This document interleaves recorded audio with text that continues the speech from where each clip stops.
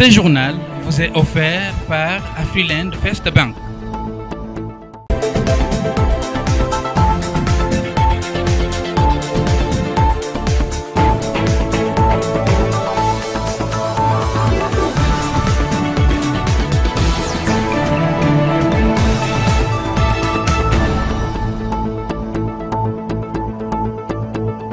Très heureuse de vous retrouver dans le cadre de cette grande édition du journal. Mesdames et messieurs, bonsoir et bienvenue avec moi sur ce plateau. Un invité pour commenter l'actualité. Il s'agit de monsieur Alain Moukouna. Il est cadre de l'UDPS. Nous allons axer notre entretien sur la rencontre entre le président congolais Félix Tshisekedi et son homologue rwandais Paul Kagame. Monsieur Alain Moukouna, bonsoir. Bonsoir madame et merci de m'avoir invité à votre journal. C'est un plaisir de partager avec vous ce temps. Absolument un plaisir partagé, d'autant plus que j'ai pu lire ici dans selon vos enseignes que nul n'a le droit d'être heureux seul sur la terre. Et ça m'a beaucoup touché. Tous nous avons droit au bonheur sur la terre et je crois que c'est ce que tout le monde est en train de rechercher, le bonheur des uns et des autres. Merci de vous joindre à la vision de l'initiateur de la Fondation Malou. Merci beaucoup, ça m'a beaucoup captivé. Ça m'a beaucoup captivé, je garde ça pour toujours. Très bien. Première question de notre entretien. Il y a eu la rencontre surprise à Doha entre Félix Tshisekedi et son homologue rwandais Paul Kagame. Est-ce une lueur d'espoir pour le rétablissement de la paix dans la partie est de la RDC? Lueur d'espoir, je crois qu'il y a tout lieu d'espérer parce que la dernière fois que les deux hautes personnalités se sont rencontrées, je pense qu'à dater de février 2024, et il a coulé beaucoup d'eau sur le pont. Il n'a pas été possible de les faire rencontrer, notamment au mois de décembre 2024. Mais aujourd'hui, ils ont pu se rencontrer, se parler de vive voix et sur un autre continent que l'Afrique, loin de tous les bruits de la ville. Je pense que nous pouvons espérer, et comme il est dit, il est toujours permis d'espérer. Et là où il n'y a pas d'espoir, il faut réinventer cet espoir. Je crois que c'est une occasion de réinventer l'espoir qui est né et que nous pouvons y croire pourvu que chacun soit animé de bonne foi. Par le président de la République, vous vous souviendrez, dès qu'il a été nommé, qu'il a été élu lors de son premier mandat, il a pris soin de rencontrer les différents voisins de la RDC justement pour établir de très bonnes relations, des relations gagnant-gagnant. Tout le monde semble avoir accepté, sauf notre voisin particulier, le Rwanda, qui a préféré continuer par passer par des voies un peu détournées. Je crois que cette fois-ci, ils vont revenir au bon sentiment et l'espoir est permis. Et comme il est dit, il est toujours permis d'espérer. Juste après cette première rencontre entre Félix Tshisekedi et Paul Kagame, il y a un bon résultat, le cessez-le-feu entre les deux parties. Quelle est votre analyse? Bon, il ne faut pas se réjouir trop tôt parce que nous connaissons notre voisin. Il dit une chose le matin et il dit une autre chose le soir. C'est vrai qu'un pas a été franchi. Il peut être permis d'espérer cette fois-ci, mais le plus important, comme le président l'avait toujours dit, et cette fois-ci que la rencontre a dit, le président a dit simplement que je ne veux pas rencontrer les pantins, je veux voir leur maître. Et aujourd'hui, on se rend compte à partir de la rencontre de Doha qu'effectivement, inattendue, une rencontre surprise. J'espère que madame, vous aimez aussi des surprises. C'est une surprise, pourquoi? Parce que justement, les différentes caméras qu'on avait connues dans le passé, qui contrôlaient les mouvements, ont été complètement déjoué. Je crois que c'est peut-être le changement au sein de l'équipe du président de la République qui a permis de déjouer toutes les caméras de Perrault Louara et que sais-je encore. Mais c'est une rencontre surprise et c'est très important. Ça a permis que les deux personnalités se rencontrent alors que les gens avaient les yeux braqués sur Luanda, mais c'est Doha plutôt qui a pu produire des résultats que nous espérons, que nous pensons être les meilleurs. Mais ce pas a été franchi. Le cessez-le-feu a été décrété, cessez-le-feu immédiat et inconditionnel. Ça, c'est très important. Mais nous aurions voulu qu'on puisse aller un peu plus loin. Peut-être que ça va venir avec le temps. Nous aurions voulu qu'il soit décidé aussi que les troupes rwandaises soient immédiatement retirées. Ce n'est pas encore, ça n'a pas été fait, mais le gros a déjà été fait. Un grand pas a été franchi, notamment le cessez-le-feu immédiat et inconditionnel. Inconditionnel, donc aujourd'hui, personne ne peut conditionner la signature je ne sais pas, des accords entre la RDC et le Rwanda pour la paix. Ça ne peut pas être conditionné par la rencontre avec l'AFDC, le AFC plutôt, ni avec le M23. Donc, c'est inconditionnel. C'est ça que j'ai pu noter, c'est très important de le savoir. Monsieur Alain Moukouna, je reviens à vous, le temps pour moi d'annoncer quelques nouvelles. Vous le savez, un cessez-le-feu immédiat et inconditionnel a été conclu lors de la rencontre entre le président de la RDC, Félix-Antoine Tshisekedi, et son homologue rwandais, Paul Kagame, en tête-à-tête initié par l'émir du Qatar, le cheikh Tamim Hamad Al Thani, dans le cadre de ses bonnes relations de coopération et d'amitié avec la République démocratique du Congo et le Rwanda. Et sachez que cette rencontre entre le président Félix-Antoine Tshisekedi et le président rwandais Paul Kagame à Doha, des réactions ne cessent de tomber dans le chef de la population quinoise. Pour certains, c'est une rencontre qui pave la voie de la paix dans l'est de la République démocratique du Congo, mais d'autres par contre, la répétition des accords secrets risque de perpétuer les conflits entre Kinshasa et Kigali. Honoré Kapuku a enregistré ces différentes réactions dans ce reportage. Sous la médiation du MIE Qatar, le président de la République Félix-Antoine Tshisekedi Tshilombo et Paul Kagame convergent pour la poursuite de la paix durable dans l'est du pays. Et cet engagement ressort de la rencontre trilatérale de Doha ce mardi 18 mars 2025. Une rencontre qui fait naître différentes analyses car les avis sont totalement partagés. Pour Alain Bolodia, cadre de l'opposition, c'est un arrangement entre le président congolais et son homologue rwandais. Le Qatar défend ou protège ses intérêts au Rwanda et au Congo, d'autant plus que Félix Tshisekedi a des intérêts derrière tout ce qui s'est fait. Cela sous-entend que la photo que vous avez vue, la confirmation que vous avez pu suivre de la présidence de la République n'est que l'élément qui manquait pour vous démontrer qu'il y a un complot entre Félix Tshisekedi, M. Kagame et les centres d'intérêt. De son côté, James Kalume défend la position du président congolais en affirmant que ce sont les fruits de la diplomatie agissante. Et aujourd'hui, lorsque Nanga et ses supplétifs ont refusé de dialoguer parce qu'ils savent très bien qu'ils sont des coquilles vides, le président Félix l'avait dit que non, il ne peut pas parler avec le colonel Nanga et les autres parce que ce sont des coquilles vides. Le vrai animateur du 1-23 de l'AFC, il est bel et bien connu, c'est Paul Kagame. Donc il faut dialoguer tête à tête avec Paul Kagame. Cette diversité d'opinions est particulièrement intéressante car il reflète le multiple enjeux diplomatiques auxquels la République démocratique du Congo fait face dans la gestion de ses relations avec ses voisins. Si certains estiment que cette rencontre n'a pas permis d'apporter des réponses concrètes, d'autres y voient un pas dans la bonne direction grâce à une diplomatie active. De son côté, Maître Dani Chamala, analyste politique, félicite le chef de l'État congolais Félix Tshisekedi qui a voulu négocier directement avec le Rwanda au lieu de passer par le M23. Maître Dani Chamala réagit également aux propos tenus par Joseph Kabila qui a estimé que le problème de la République démocratique du Congo c'est Félix Tshisekedi et la solution de la RDC c'est également Félix Tshisekedi. Suivez ce propos recueilli par Alain Goma et Israël Kimassi. Le président de la République ne pouvait pas aller à Luanda parce qu'il avait déjà donné sa position depuis très longtemps qu'il ne peut pas négocier avec le M23 parce qu'il n'existe pas. C'est une coquille vide, donc c'est le Rwanda qui agresse la République démocratique du Congo.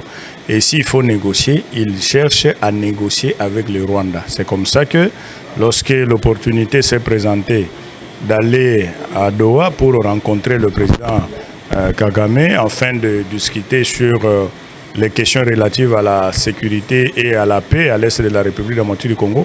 Il a jugé bon de s'y rendre et puis obtenir le cessez-le-feu entre le Rwanda et la République démocratique du Congo. Tout ça, c'est la recherche de la paix sur le territoire congolais. Et si c'est par cette voie-là que la paix peut être restaurée à l'est de la République démocratique du Congo, je trouve qu'il n'y a pas de problème, mais c'est quelque chose qu'il faut encourager parce qu'aujourd'hui, ça saute aux yeux de tout le monde, effectivement, que ce n'est pas le M23 qui attaque la République démocratique du Congo, mais plutôt le Rwanda. Les sanctions ne sont que les conséquences de la diplomatie faite par la République démocratique du Congo. Parce que l'Union européenne, tout le temps, était là avec le Rwanda, les États-Unis, tout ce monde-là, mais le Rwanda n'avait pas peur de ces gens-là et il n'avait pas encore pris ces sanctions contre lui. Mais c'est lorsque la diplomatie congolaise a vraiment réagi qu'aujourd'hui l'Union européenne, les États-Unis et tout ce monde-là inflige des sanctions au Rwanda. Et par rapport à ces sanctions-là aussi, ça affaiblit aussi la politique du Rwanda qui n'a pas d'autre choix que de se soumettre. L'ancien président Joseph Kabila a évolué dans son discours parce que sa première sortie, c'était que l'Est de la République démocratique du Congo, ce qui se passe à l'Est de la République démocratique du Congo étaient les revendications légitimes du peuple congolais. C'est-à-dire que les troupes rwandaises qui sont sur le sol congolais étaient des Congolais qui revendiquaient. Aujourd'hui, ils trouvent que le problème c'est Tshisekedi et la solution c'est Tshisekedi. C'est comme ça que Tshisekedi est allé à la recherche de la solution à l'Est de la République démocratique du Congo. Mais ce que je peux vous dire, c'est qu'il n'était pas parti en Afrique du Sud pour négocier à ce qui concerne la République démocratique du Congo, parce qu'il n'en a pas qualité. Il était allé en Afrique du Sud négocier son retour sur le sol congolais, parce que vous savez que c'est de lui-même il s'est exilé de lui-même.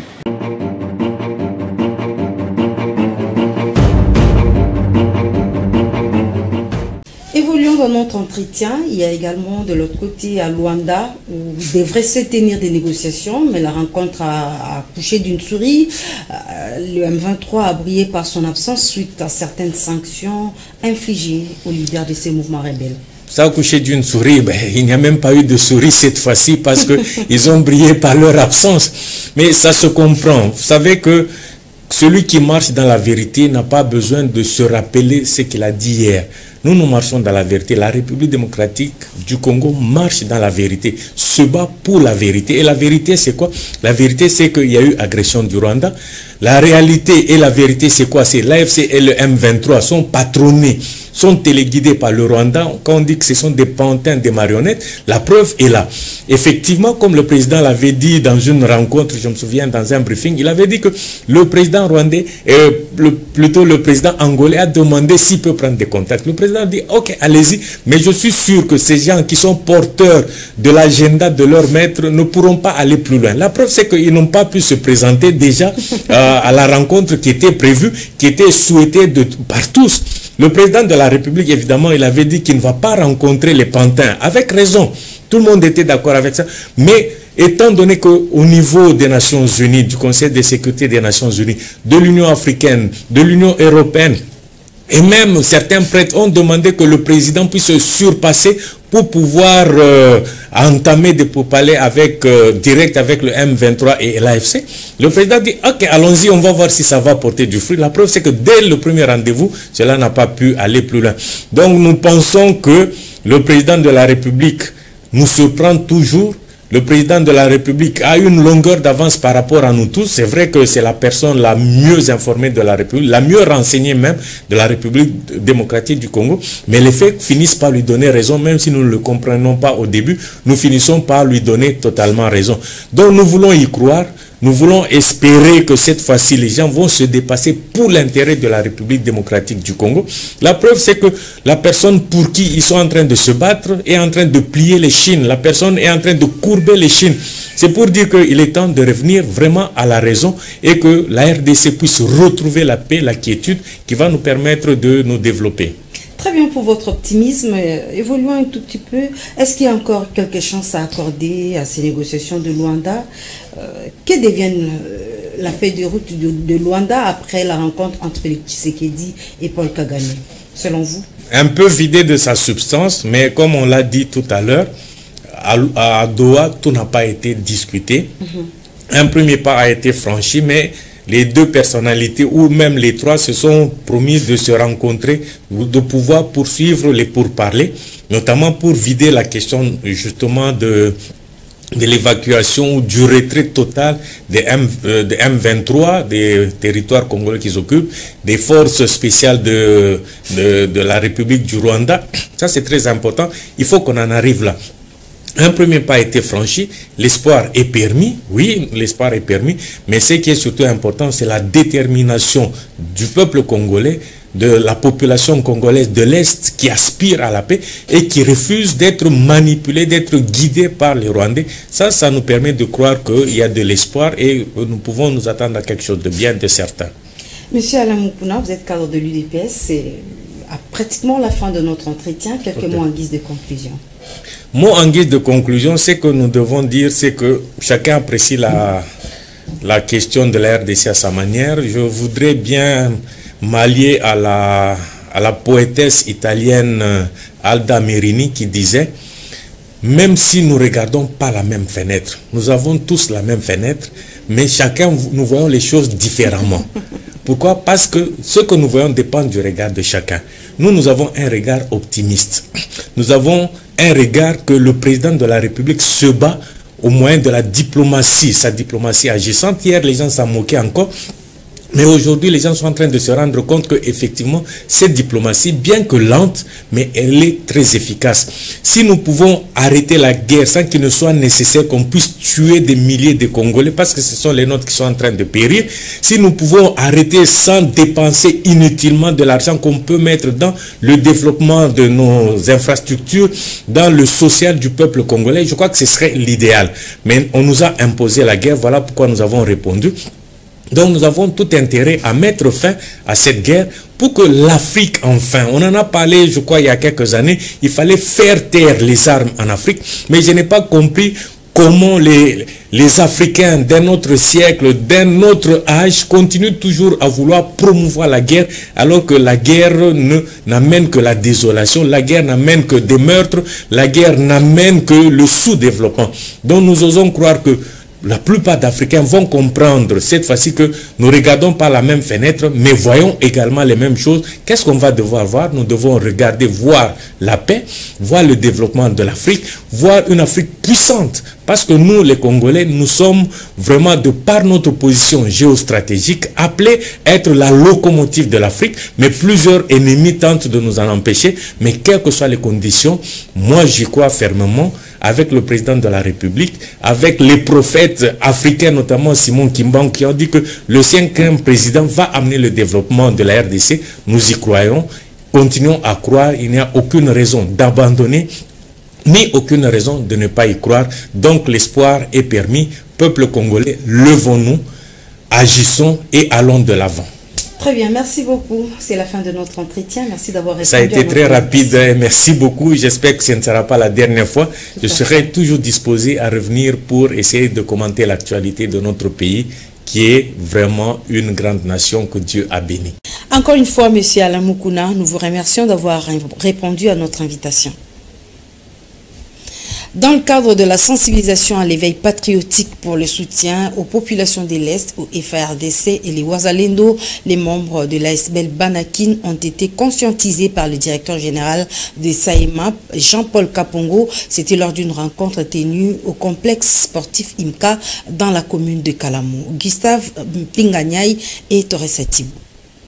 C'est dans l'optique de soutenir le président de la République, chef de l'État, Félix Antoine Tshisekedi Tshilombo, dans ses démarches de rétablissement de la paix dans l'Est de la République démocratique du Congo, qui est le directeur général du service d'assistance et d'encadrement de l'exploitation minière à petite échelle, SAEMAP en cycle, a sensibilisé dimanche 16 mars dernier les Quinoises et Quinois réunis dans l'association sans but lucratif Banakin. Le complexe sportif IMCA de Matongé a servi de cadre à cette grande manifestation. En sa qualité de top manager, Jean-Paul Kapongo n'a pas hésité à déplumer toutes les manipulations négatives tendant à réduire les efforts déployés par le chef de l'État pour le rétablissement de la paix dans l'Est du pays. Simaya FRDC, Simaya Makonzi Nabisu ya gouvernement, Simaya Fachi Béton, Bombo Cannabis décollé. En outre, le directeur général de SAEMAP a appelé les Quinoises et Quinois à faire fi au discours vil qui ne reconnaît pas l'autorité suprême à la haute magistrature du pays. Jean-Paul Kapongo, le top manager, teinté d'un patriotisme inédit, a confirmé que ceux qui critiquent le régime Tshisekedi ne doivent que chercher leur propre monde à part. Car pour lui, Félix Antoine Tshisekedi Tshilombo est le président de tout le monde et mérite d'être respecté et soutenu.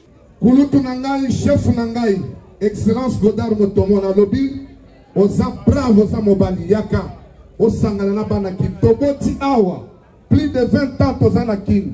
Tobunda bitumba ya 97 baspitif wana les incirconcis o bakanisi bakozwa pouvoir na ndenge bazobuma bandeko na biso makila ya bakongolais zoganga bon c'était na panique te président Tshisekedi, Aza président ya Martin Fayoulou, Aza président ya Moïse Katumbi, Aza président ya Corneille Nanga, Amen. Aza président ya Joseph Kabila, Amen. Aza président ya Bakongolais nyonso tobetela ya maboko.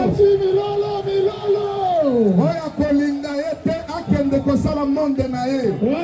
Biso bana kini sima ya Fatima. C'est dans l'ambiance de carnaval que Jean-Paul Kapongo a quitté UMCA tout en promettant d'autres activités du genre dans les prochains jours.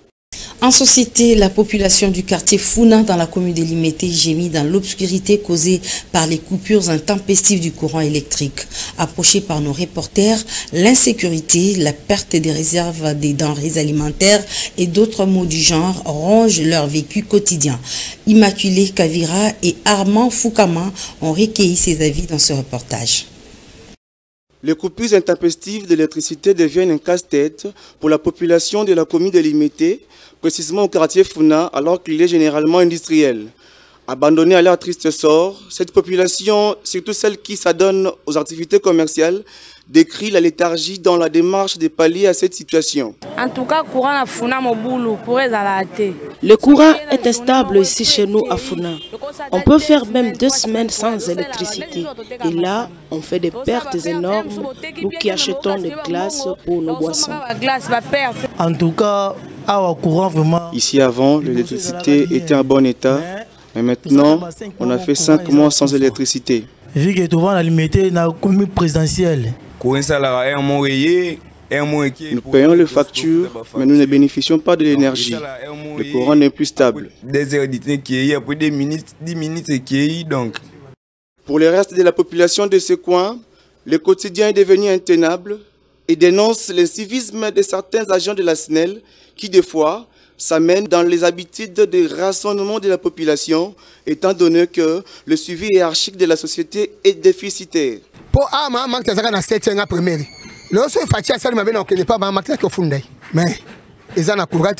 Nous n'avons pas du courant ni de l'eau, l'insécurité s'installe. Dommage pour eux, la pression pour le paiement des factures ne les épargne pas, et à cela s'ajoutent les difficultés ménagères telles que la décomposition de certains vivres frais par manque de fonctionnement des appareils de congélation, le repassage d'habits, le chargement de téléphones cellulaires et tant d'autres.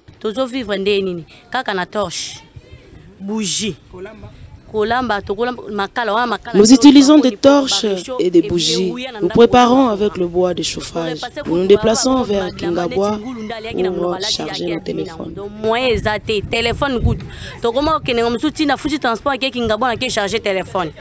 Il s'y a de signaler que les coupures intempestives augmentent le volume de l'insécurité dans cette partie de la ville-province de Kinshasa. Ainsi, les cris d'alerte sont lancés auprès des autorités du secteur pour que les solutions idoines soient trouvées. Les léopards de la RDC affichent désormais complet et c'était hier mardi qu'ils ont eu leur séance d'entraînement au stade des Martyrs de la Pentecôte dans le cadre de leurs préparatifs pour la mondiale 2026. Gustave Mpinganyai pour les détails. Cet entraînement marque le début des préparatifs pour leur match important contre le Soudan du Sud, prévu ce vendredi 21 mars, dans le cadre de la 5e journée éliminatoire de la Coupe du Monde 2026. La présence de tous les joueurs convoqués, y compris les derniers arrivants, renforce la dynamique de l'équipe dirigée par le sélectionneur Sébastien Desarbres. Cette rencontre sera cruciale pour les Léopards qui aspirent à améliorer leur position au classement du groupe B. Mesdames et messieurs, ce journal touche à sa fin. Merci de votre aimable attention. Excellente suite de programme sur la FM Télévision. Vous ne serez jamais déçus.